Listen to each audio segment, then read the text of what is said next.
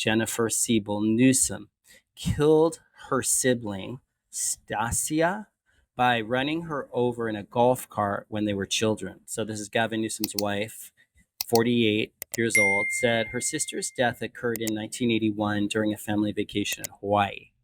Several children had been playing on golf buggies when Jennifer reversed her vehicle, not realizing Stasia was hiding behind her cart. She ran her sister over, killing her. Newsom's wife was only 6 years old. Wow. Revealing the accident happened days before her 7th birthday. Jennifer tried to be perfect growing up, hoping she could make up for her sister's accidental death.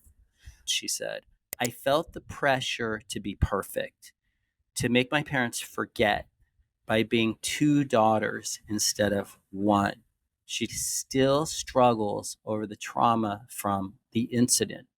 Wow, this is very deep and profound, right? How an incident in life, and at 6 years old, forms our whole identity, our whole way of being in life, our way of going through life, managing perceptions of how people view us in life. And from such a young age, it completely changes the trajectory of one's life with these kinds of experiences or an incident like this. And I think most of us have had maybe not this type of incident. I think obviously many people have. I have not.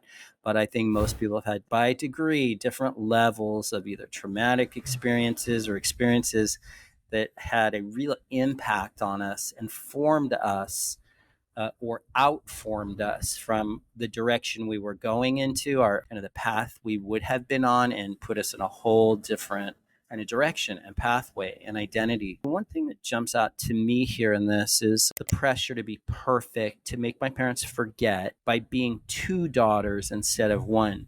Like, I almost want to start with the end of that statement, that by being two daughters instead of one. What do you think she meant? I mean, what's here? I'll just say what's here for me in the immediate sense is two daughters, and said, well, one daughter is, okay, she's being herself, the person before the incident, before that trauma or traumatic experience. There's that person, that daughter. And then there's the one who attempts to be perfect, to make up for the wrong, to make up for something she did that she shouldn't have done. Even though it was a total accident, she became a different person. She was attempting to be that daughter as well, to somehow fill in the loss that her parents were experiencing.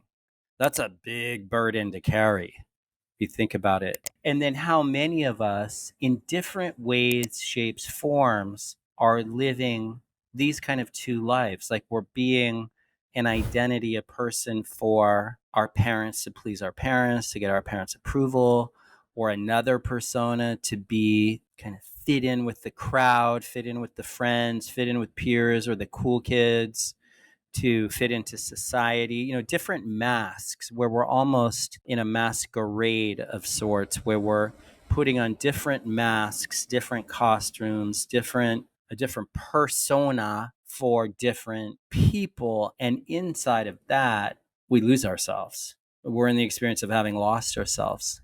And then in that space of having lost ourselves rises up guilt, blame, the black hole of shame. Nothing good comes out of that. And the experience of regret at a certain point in life, having lived life long enough, not being yourself, actually who you actually are, not being that self, having lost yourself for long enough, you then are burdened down with the weight of regret.